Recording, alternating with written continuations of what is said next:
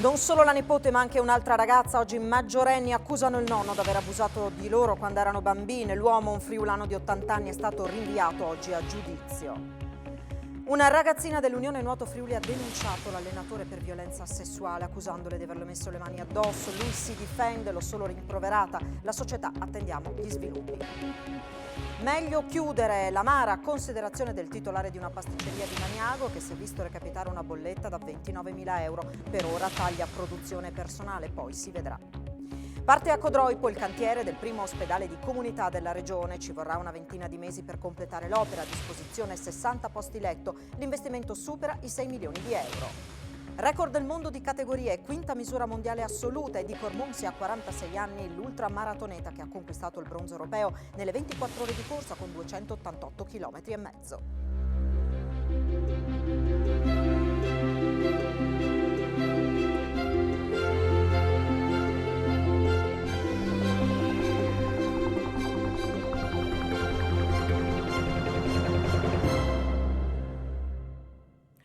A tutti voi buonasera e ben trovati a questa edizione del telegiornale di Telefriuli che apriamo raccontandovi due storie. Le accuse sono quelle che fanno venire i brividi, la verità sarà poi accertata nel corso di altrettanti processi.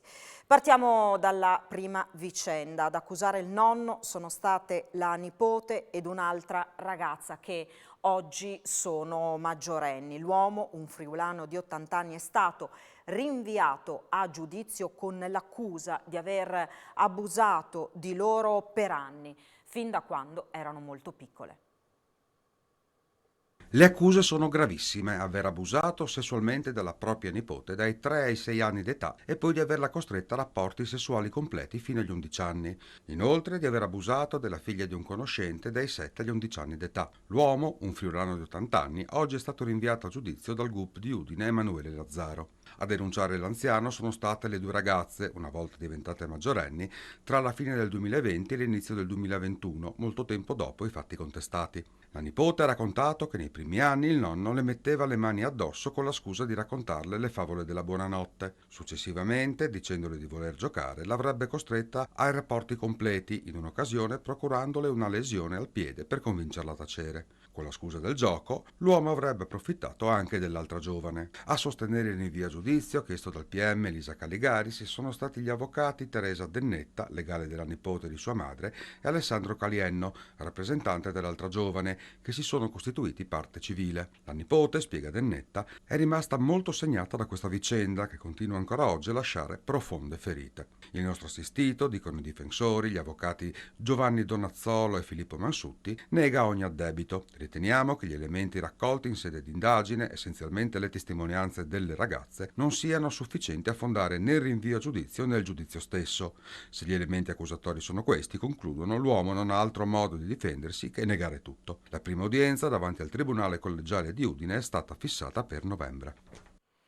Accuse di violenza sessuale anche da parte di un adolescente udinese nei confronti del suo allenatore di nuoto. L'episodio sarebbe avvenuto a Roma un anno fa in occasione di una gara nazionale.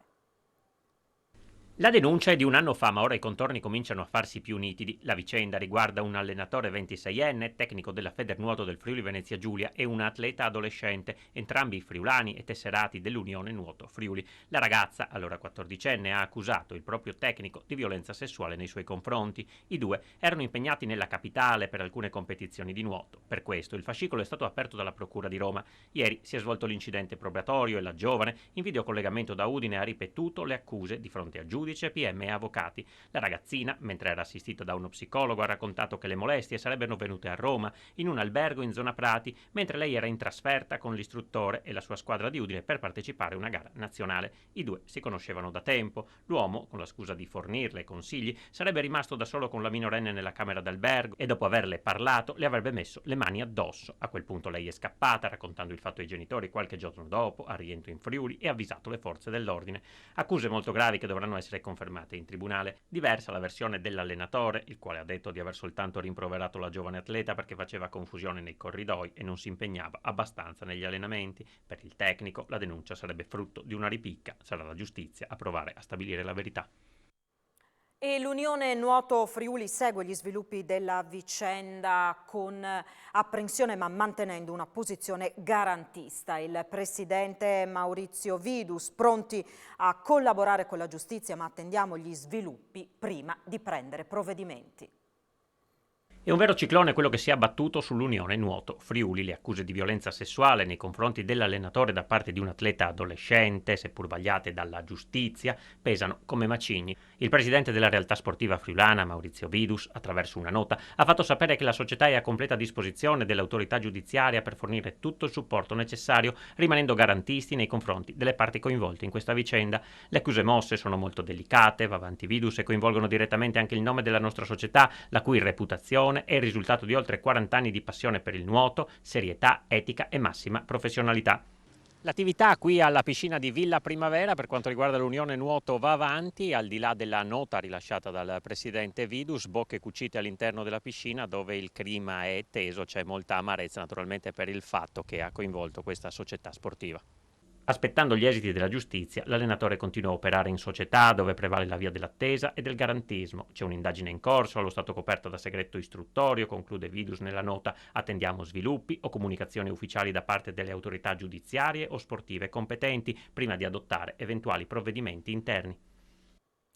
Non ce l'ha fatta il 17enne kosovaro caduto da un'altezza di 5 metri al Civiform di Cividale la notte tra domenica e lunedì. La Procura di Udine ha aperto un fascicolo contro ignoti per l'ipotesi di omicidio colposo. Il procuratore capo Massimo Lia ha disposto l'autopsia sulla salma.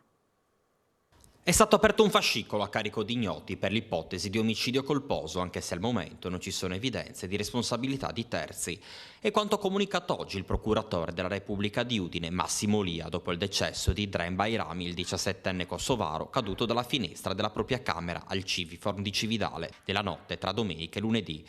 Un volo di 5 metri che dopo 3 giorni di agonia gli è stato fatale ed è ceduto nel tardo pomeriggio di ieri nel reparto di terapia intensiva dell'ospedale Santa Maria della Misericordia. Dall'autopsia che sarà eseguita nei giorni prossimi sulla salma del giovane capiremo qualcosa di più, ha aggiunto Lia. Il 17enne, nato in Kosovo nel novembre del 2004, era ospite della struttura cividalese in qualità di minore straniero non accompagnato.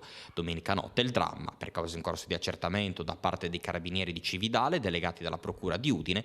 Dren Bayrami è caduto nel vuoto del primo piano del Civiform. I primi approfondimenti degli investigatori hanno escluso, come ha fatto intendere il procuratore capo di Udine, il coinvolgimento di altre persone nella caduta del 17enne. Ed è stato ritrovato senza vita il giovane di 24 anni di Padova, disperso da ieri nel gruppo del IOF Fuartam al Borghetto Valbruna. Il ragazzo aveva pernottato al rifugio Pellarini, da dove ieri mattina era partito con l'intenzione di scalare da solo lo spigolo degli Peters, una nota e difficile via di arrampicata che risale lo sperone nord-est della Torre delle Madri dei Camosci. Proprio attraverso la testimonianza del gestore del rifugio, che aveva provato ripetutamente a dissuaderlo a portare a termine l'impresa in solitaria, le ricerche si sono concentrate in quella zona. Grazie al fiuto del cane Asia del Centro Nazionale del Soccorso Alpino e Speleologico del Friuli Venezia Giulia è stato portato sul nevaio sottostante l'attacco dello spigolo. È stato possibile così ispezionare una buca presente sul manto e individuare infine il corpo sul fondo. I tecnici del soccorso alpino si sono calati per una decina di metri, lo hanno recuperato riportandolo in superficie. Il medico legale ne ha constatato il decesso, sono in corso ancora le operazioni di recupero. È stato invece tratto in salvo a notte fonda il cacciatore ottantenne di Treppo Grande che ieri sera si era smarrito tra i boschi di Attimis. Le operazioni di ricerca e recupero sono durate 7 ore, hanno portato anche al ferimento di un soccorritore. A renderle complicate sia il buio che il terreno cosparso di rovi e di alberi schiantati.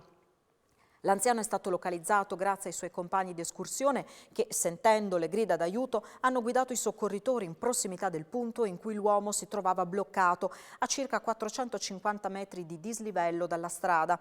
Una volta raggiunto dal gruppo di soccorritori, 9 tecnici del soccorso alpino, una decina di vigili del fuoco, il cacciatore è stato imbarellato e recuperato con l'aiuto delle corde, la tecnica del contrappeso. Proprio durante queste operazioni un tecnico del soccorso alpino è scivolato infortunandosi. Una inchiesta della Direzione Distrettuale di Venezia ha smantellato un traffico di rifiuti tra Italia e Europa dell'Est. Prima di oltrepassare il confine venivano stoccati in capannoni di Remanzacco e Monfalcone. 9 persone risultano indagate. Tra le 12 ditte coinvolte ci sono anche aziende del Friuli Venezia Giulia. Ci sono anche aziende del Friuli Venezia Giulia coinvolte nell'indagine dei carabinieri coordinata dalla Procura Distrettuale Antimafia per reati ambientali relativi al trattamento illecito di rifiuti. 9 le persone indagate. L'inchiesta di portata internazionale riguarda 12 ditte che gravitano anche in Veneto, Lombardia e Campania. Avviata dalla DDA di Venezia tra il 2019 e il 2020, ha consentito di ricostruire e quindi bloccare il traffico di rifiuti di tipo speciale, tra cui pellet, pelli, gomme, plastiche inerti, gestiti e smaltiti in modo del tutto illegale dopo essere stati stoccati in alcuni capannoni industriali, ora sotto sequestro a Borgo Veneto, Remanzacco e Monfalcone, per poi essere trasferiti in siti illegali in Ungheria, Slovenia e Croazia. Oltre 70 gli episodi di traffico illecito documentati nel corso delle indagini, con controlli su 2 ditte, in particolare di Brescia e di Treviso, individuate come capofiliere illegali. 26 persone sono state sentite, poiché coinvolte come trasportatori. Le indagini hanno permesso di ricostruire un traffico illecito di 1.700 tonnellate di rifiuti, con profitti illeciti di 400.000 euro.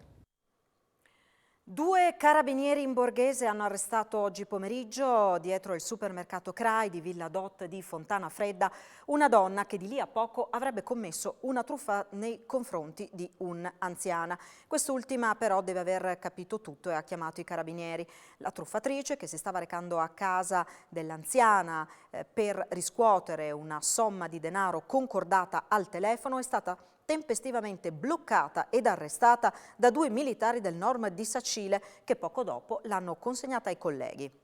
La scena è stata vista da diverse persone, tra le quali la consigliera comunale Ursula Favro, che in un primo momento, pensando che quella donna tenuta ferma a terra da 2 uomini fosse vittima di violenza, aveva lei stesso chiamato i carabinieri. Se la proposta di investimento è troppo bella per essere vera, probabilmente è una truffa. Lo sa bene una 53enne di San Daniele che così ha perso i soldi presi di nascosto dal conto del datore di lavoro. Oggi ha patteggiato 11 mesi di reclusione. Il piano sembrava perfetto: prendere il capitale dai conti della società per cui lavorava, investirli all'estero in operazioni facili e redditizie, restituire il capitale all'azienda a stretto giro di posta, trattenendo il guadagno. Peccato che quegli investimenti fossero in realtà una truffa e la possibilità di fare soldi facili solo un'illusione. Protagonista della vicenda è Maria Luisa Zorza, 53enne di San Daniele, che oggi ha patteggiato 11 mesi di reclusione, pena sospesa, davanti al GUP di Udine Emanuele Lazzaro.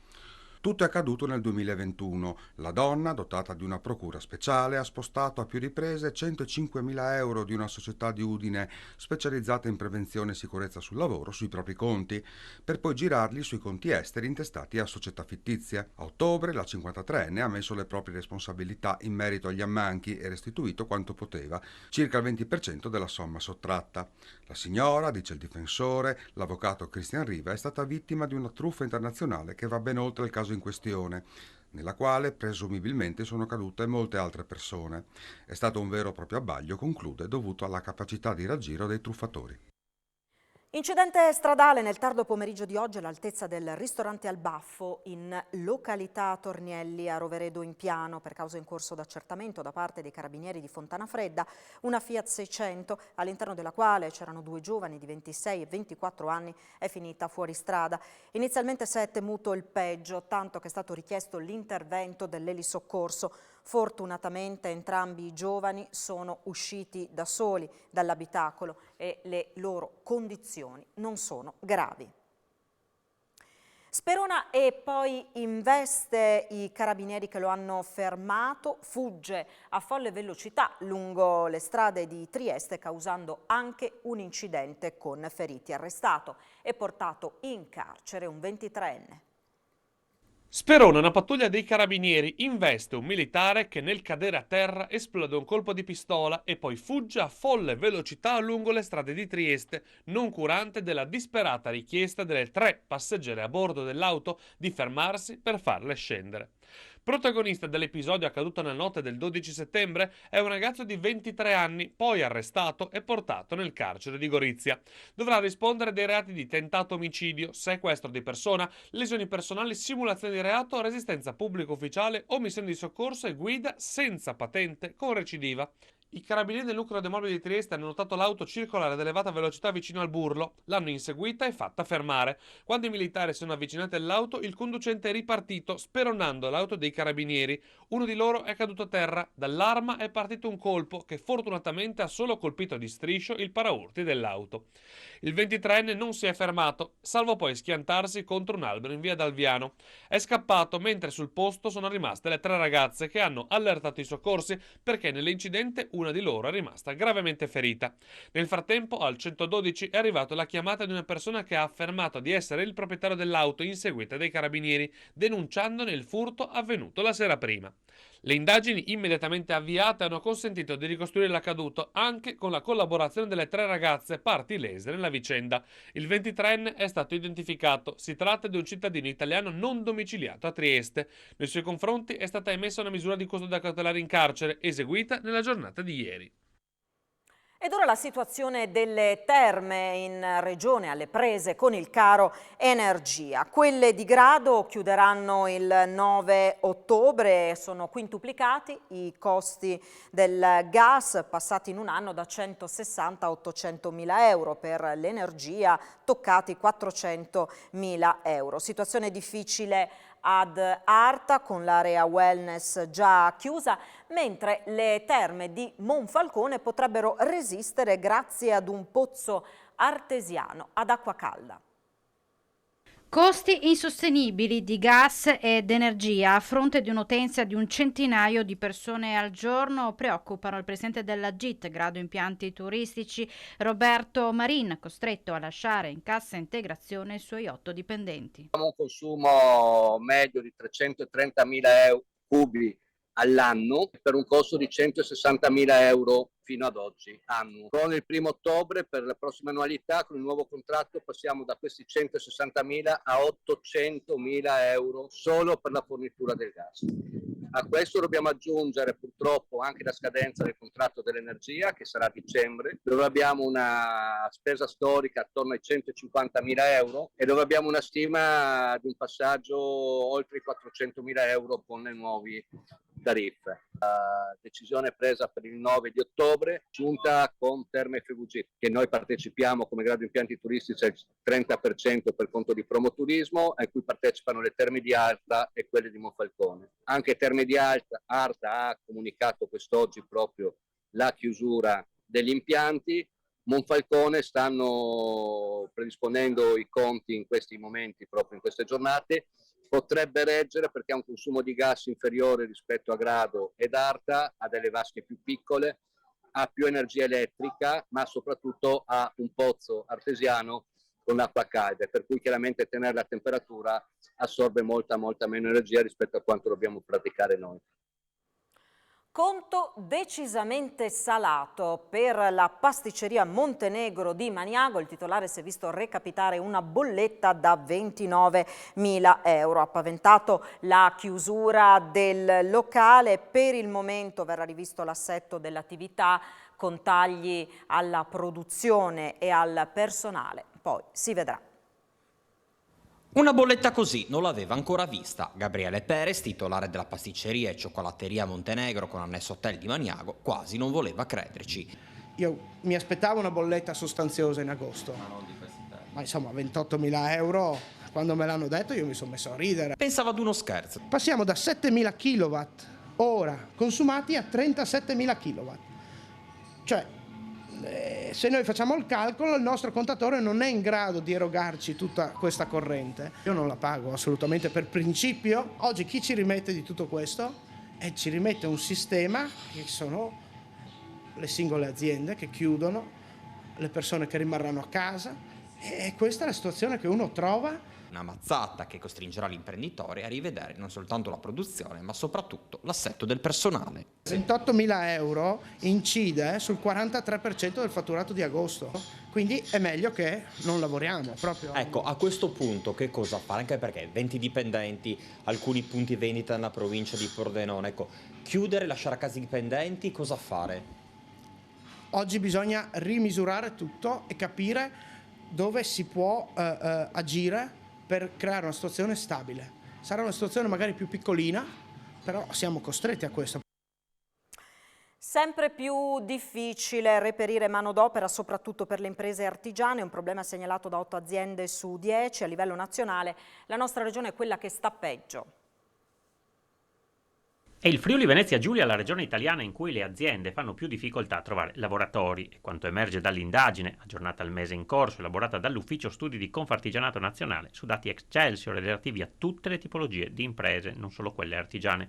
Una condizione ulteriormente peggiorata rispetto a un anno fa. Stando all'indagine, è difficile reperire il 52,3% delle figure professionali che si cercano, ben un 5,3 punti in più rispetto all'anno scorso e addirittura quasi 10 punti percentuali in più rispetto alla media nazionale che si ferma al 43,3%, una condizione pienamente confermata dalle rilevazioni condotte dall'Ufficio Studi di Confartigianato Udine, che nell'indagine congiunturale di luglio ha rilevato come la prima preoccupazione per le imprese con dipendenti, prima ancora del caro bollette, sia quella legata alla difficoltà a reperire manodopera nei profili richiesti, un problema segnalato da 8 artigiani su 10. Alla base, commenta il presidente di Confartigianato Udine, Graziano Tilatti, pesa indubbiamente l'ormai storico calo demografico del Friuli Venezia Giulia, congiunto a un invecchiamento significativo della popolazione. A ciò si aggiunge una tendenza culturale che ancora non valorizza a sufficienza la formazione tecnica e quella del saper fare, eppure, conclude, il mestiere artigiano è sempre stimolante.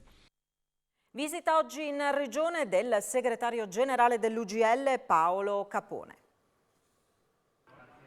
Una nuova sede per rilanciare la sfida alla triplice. L'UGL ha aperto un nuovo ufficio in Via Locchi a Trieste, un luogo completamente accessibile in cui trova spazio, oltre al coordinamento provinciale di tutte le categorie, l'ufficio regionale e provinciale per la disabilità. E la speranza è quella di riportare il lavoro al centro dell'agenda politica a livello nazionale e a livello ovviamente locale.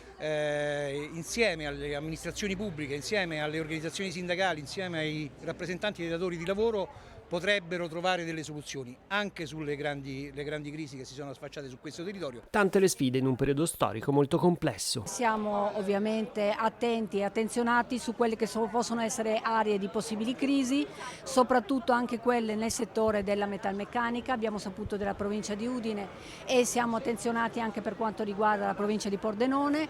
Siamo accanto ai lavoratori, come ho già detto prima, perché tutte le nostre sedi, le 4 sedi provinciali, sono sempre in prima linea per risolvere i problemi e stare accanto di chi oggi ha più bisogno. Nell'occasione dell'inaugurazione della nuova sede, il presidente della regione Fedriga ha ribadito sul gas serve responsabilità a livello europeo. Sarà un autunno caldo e non per il termometro. Il presidente della regione Massimiliano Fedriga all'inaugurazione della nuova sede dell'UGL ha lanciato l'allarme. Ovviamente i numeri che oggi vediamo rispetto all'aumento di costi dell'energia, delle materie prime, del gas, l'aumento dell'inflazione incredibile ci porta a pensare che ci saranno molte difficoltà, soprattutto in termini di produzione, capacità in particolar modo per determinati tipi di produzioni di resistere sul mercato. Per quello è fondamentale prendere delle iniziative. Penso che quella principale sia il tetto al prezzo del gas, che oltretutto ha proposto per primo il Presidente del Consiglio Draghi, ed è l'arma per andare a fermare questi aumenti sconsiderati che oggettivamente mettono le imprese fuori mercato. Mi auguro che ci sia responsabilità da parte di tutti i paesi europei, esattamente come c'è stato durante il Covid, perché altrimenti vedremo azioni che danneggiano prima di tutto l'Europa stessa e ovviamente il modello sociale europeo. E Il progetto di SIOT, società che gestisce l'oleodotto che collega Trieste alla Germania e che prevede l'installazione di alcuni cogeneratori per la produzione di energia elettrica anche in Friuli, sarà al centro della puntata di questa sera di Economai FVG in onda alle 21. In studio andrà in scena il faccia a faccia tra il presidente di SIOT, Alessio Lilli, e gli amministratori friulani dei territori dove sorgeranno gli impianti. Parte a Codroipo il cantiere del primo ospedale di comunità della regione. 10 posti letto per SUAP, acronimo di Speciale Unità Accoglienza Permanente, 12 per hospice, 30 per ospedale di comunità, 12 posti letto per post acuti, servizi ambulatoriali e di continuità assistenziale. Sono i numeri dell'ospedale di comunità che sarà realizzato a Codroipo su una superficie di 3.000 metri quadri con un investimento di oltre 6 milioni di euro. A questo si aggiungerà un secondo lotto che potrà contare su 8 milioni. Oggi al distretto sanitario di Codroipo la firma per l'avvio del cantiere che dovrebbe concludersi entro 20 mesi nell'area del parcheggio di Levante e su una superficie che si affaccia sul Corno. L'ospedale comunità, l'hospice e le SUAP sono sicuramente delle risposte anche a dei ricoveri impropri in altre strutture. I lavori le attività sono pronte per essere moltiplicate anche in tutti gli altri territori della regione. E questa è la grande sfida che noi abbiamo, quindi le strutture di SUAP, di hospice e degli ospedali di comunità che abbiamo programmato, quindi oggi trova materialmente il primo cantiere che parte. A Pordenone e Porcia arriva il coordinatore pedagogico. Lo specialista avrà il compito di curare dal punto di vista della didattica gli effetti devastanti della pandemia. Per i nidi di Pordenone e Porcia arriva il coordinatore pedagogico, un compito, quello affidato a Luca Modolo, ritenuto importante dalle due amministrazioni comunali, a maggior ragione dopo i 2 anni di pandemia da Covid-19 che hanno stravolto il sistema di educare e di insegnare nelle strutture. È una figura necessaria perché coordina e sovraintende l'attività delle educatrici all'interno del nido, serve soprattutto per migliorare la qualità del servizio che viene offerto, nel progettare e creare il progetto educativo offerto. Il coordinatore pedagogico viene anche incontro a eventuali criticità, esigenze particolari di tipo educativo, quindi può supportare le famiglie, ma il ruolo, l'accento che abbiamo dato è quello di fare un po' da allenatore della squadra delle educatrici e di tutti coloro che lavorano nell'ambito degli asili, faccio un esempio, anche del personale della mensa. Questo perché, come si sa, se l'allenatore è buono i risultati sono migliori. Modolo è pronto ad affrontare questa sfida. I 2 anni di pandemia sono assolutamente non da sottovalutare, hanno portato comunque dei sconvolgimenti nelle famiglie, nelle dinamiche relazionali. Adesso c'è la prima vera messa in moto, no? Quest'anno è il primo banco di prova per ritornare tutto alla normalità, quindi c'è sicuramente da mettere attenzione, di metterci pensiero e di mettere contenuti. L'ex caserma Montezemolo di Palmanova diventerà un deposito d'opere d'arte a livello nazionale in caso di calamità naturale. Palmanova è stata designata dal Ministero della Cultura come uno dei 5 siti nazionali per il ricovero e restauro dei beni culturali mobili italiani. Questa caserma, che era per tanti anni rimasta inutilizzata e che probabilmente lo sarebbe stato all'infinito, con questo progetto viene veramente rivitalizzata e viene un'area molto, molto grande viene restituita ai cittadini. L'ex caserma Montezemolo, che occupa un'area di 50.000 metri quadri, potrà essere un deposito d'opere d'arte, un laboratorio di restauro, una sede di ricerca ed esposizione dei manufatti artistici nazionali. Lì sorgeranno dei magazzini per le opere culturali mobili, ma soprattutto anche aree didattiche, aree per il restauro, foresterie, quindi un piccolo polo logistico di tutto il nord-est, quindi con un grande bacino che riteniamo porterà a Palmanova competenza, economia, uno sviluppo sostenibile. Cronoprogramma di realizzazione? È molto, molto veloce perché il PNRR prevede di spendere subito i soldi della Comunità Europea in pochi anni.